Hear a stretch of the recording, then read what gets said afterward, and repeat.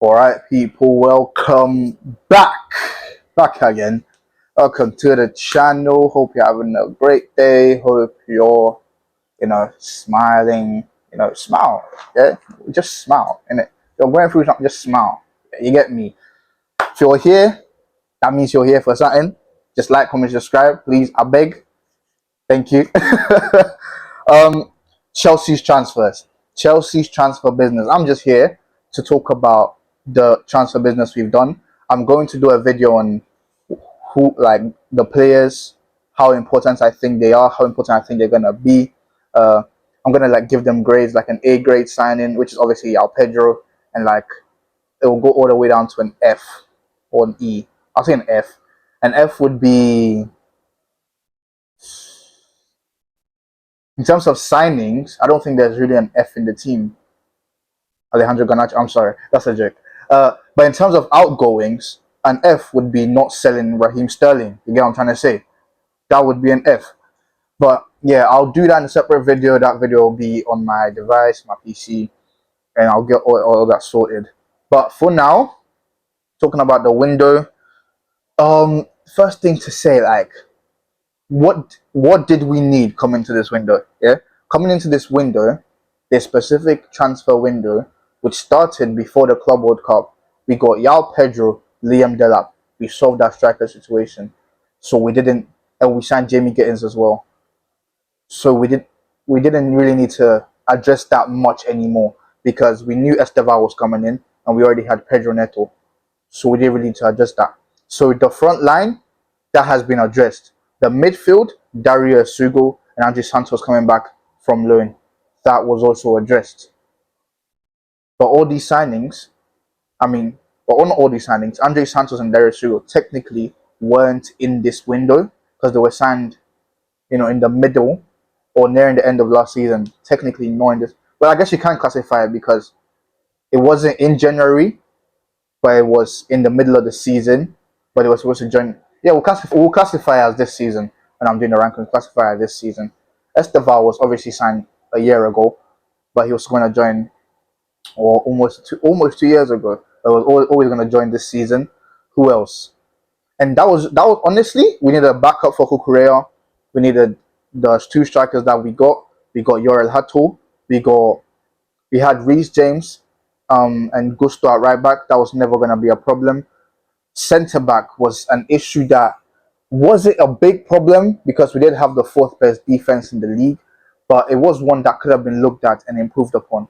But I understand that our right centre back, they wanted to, wait for Wesley Fofana to get back into the squad, to get back to full fitness. So that one was understandable. And Trevor Chalobah, who's been playing extremely well, and he's been very good. Like, props to him, on the verge of being sold, being sent to Crystal Palace, then being called back, staying locked in the whole time, and then playing and doing what he needed to do. Props to Trevor Chalobah for all that.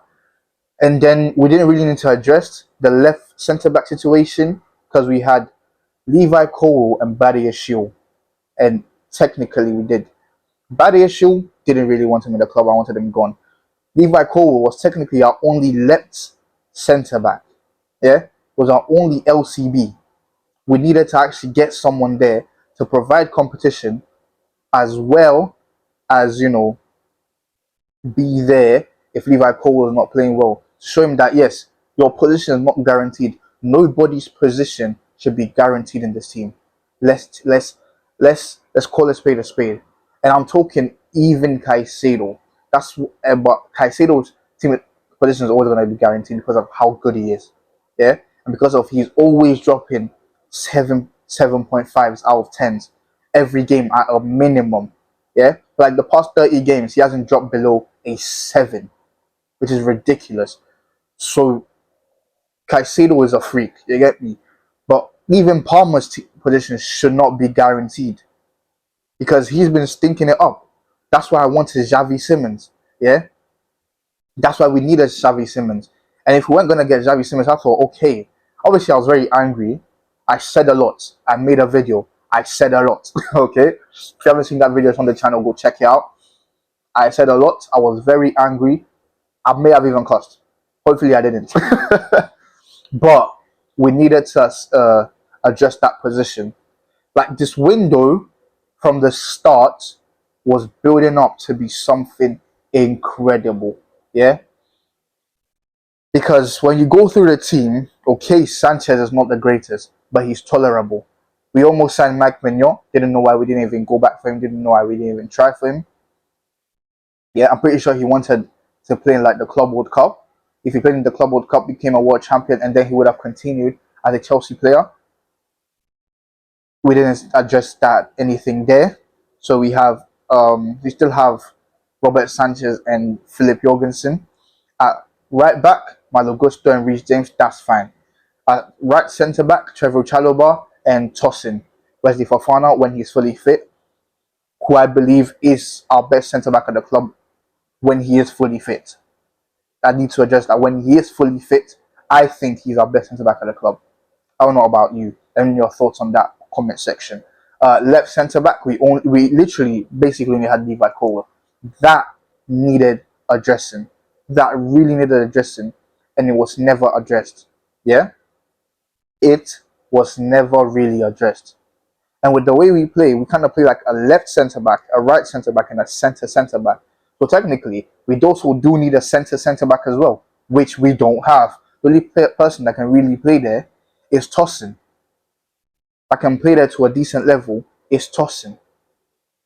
But we didn't adjust that as well. We needed a centre back, it wasn't addressed. Left back, Cucurella is the best left back in the world. Gerald Hatto's not really got minutes so far. He's gonna get minutes. Matches are gonna start amping up. We have back to back games. We've got as soon as the break is over, Brentford, Bayern, Manchester United, Lincoln City, and then Liverpool. No, Brighton. I think it's Brighton. Yeah, back to back. So we need to be ready for that. It's midweek game, and then end of the week game. What's it? I've forgotten the words. I don't have words in my head right now, but you get what I'm trying to say. We have midweek games. We have end of the week games. You know, Sundays, Saturdays, and you play on Wednesday, Champions League, or Tuesday in the Champions League. So the squad is needed. The squad is needed. Then we go into the midfield. The midfield, I think, is the best midfield in the world. Yeah, in terms of depth, in terms of quality. Caicedo, backup Asugo. Enzo Fernandez, backup Andre Santos. Then we have Lavia still there. Yeah, people tend to forget about Lavia. We go onto the forward line. Midfield, best midfield. I'm very happy with that. Couldn't really complain with that. We go onto the left wing spot. Left wing, Pedro Neto has technically been playing there, but he is classified as a right winger. I'm going to leave him there. Left wing, we have Alejandro Garnacho and Jamie Gittins. Whatever. Striker, we have Yao Pedro and Liam Delap, who's out for what looks like 2 months. We've had to call back Mark Guiu, and David Washington is back from his loan. I'm pretty sure he's going to be playing with the under whatevers, or we might try and find a loan for him in the last couple of days, because in some countries, in some areas, transfer window is still open. Like I believe Saudi window is still open. We're never going to send him there on loan, but you get my point. I'm not sure what other countries' windows are still open, but you get the drift. Who else?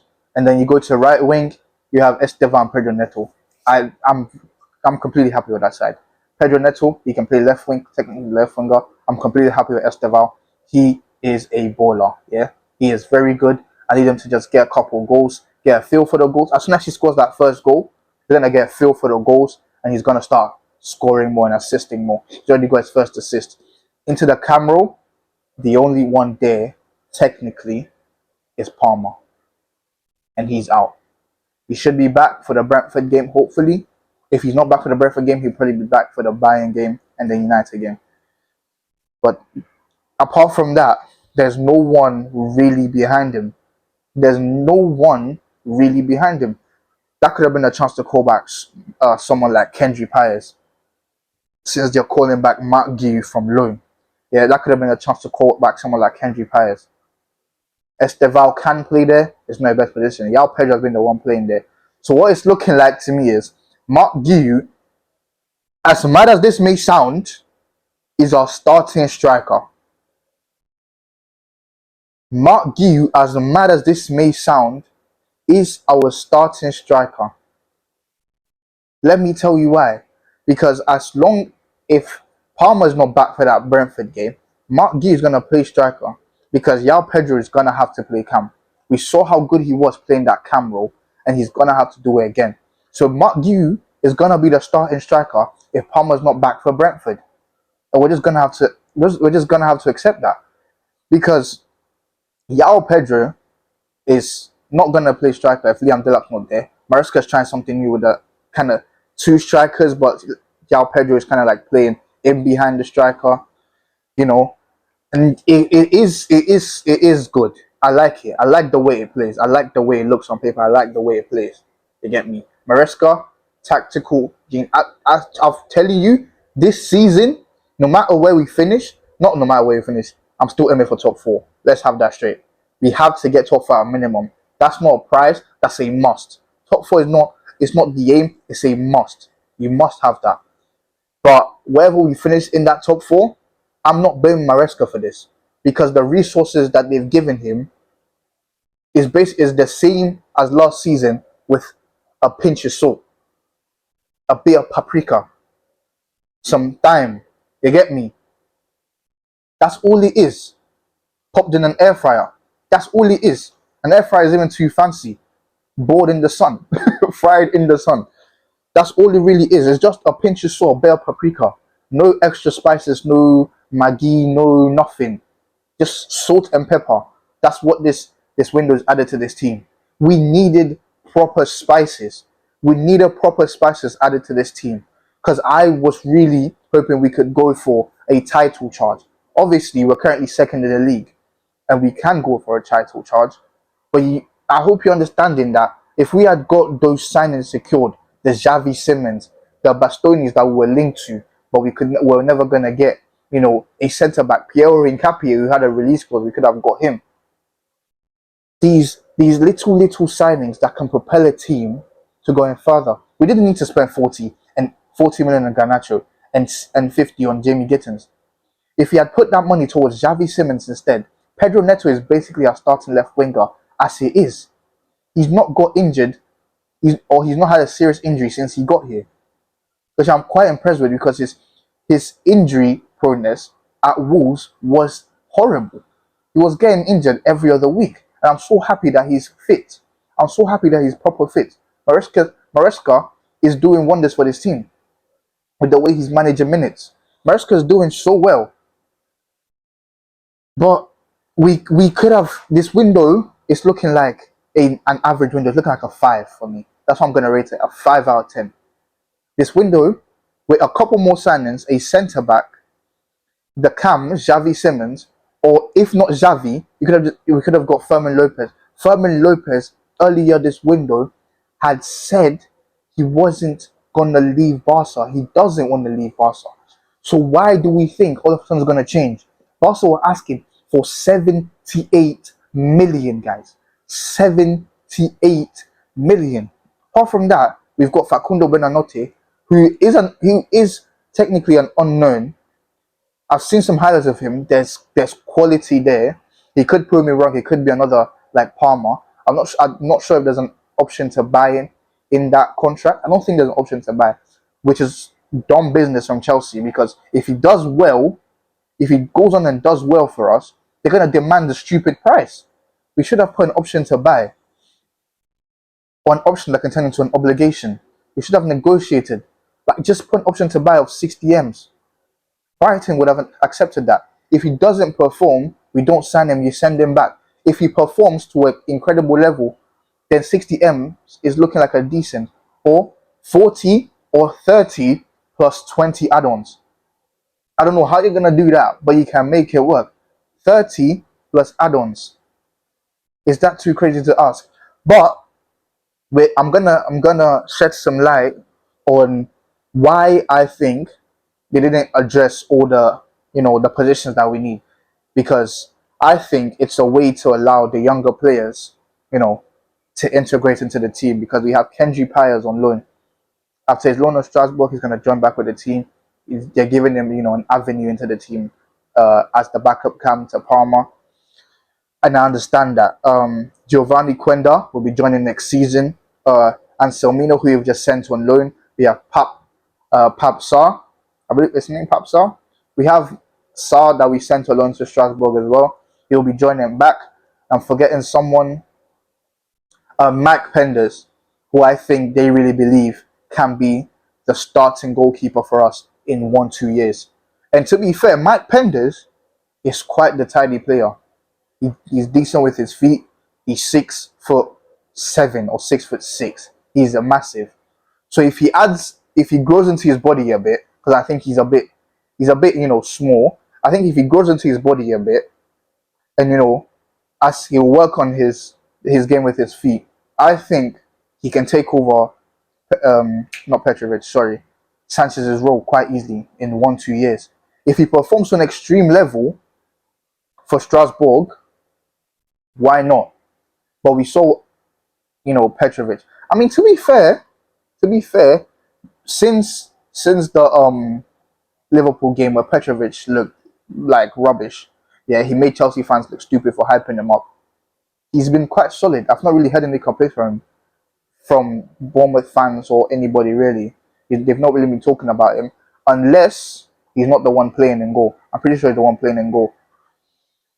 So yeah, I've not really got much else to say. I just think they're just giving, the younger players an avenue into the first team. It's why we haven't signed, all these players. I think that's the only reason that they haven't done what needs to be done. They haven't signed who needed to be signed. But yeah, let me know your thoughts on this transfer window. My rating for the window, 5 out of 10.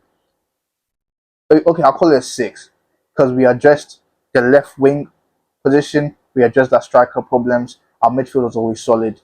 What was left was sorting out that defense. That was really about it. And that cam position. Apart from that, it's a decent window in terms of sales. Incredible. Sterling is still at the club. Bump it back down to a 5. That's what I'm saying. Sterling is still at this club. Bump it back down to a 5. We couldn't even get Tyreek Jones to go on his loan, or not on his loan, on his deal. Yeah, it's an average window.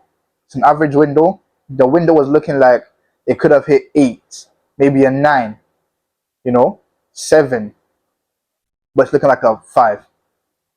5 window. I'll give her maybe a 5.5, max 6. But I'm looking at a 5.5 right now.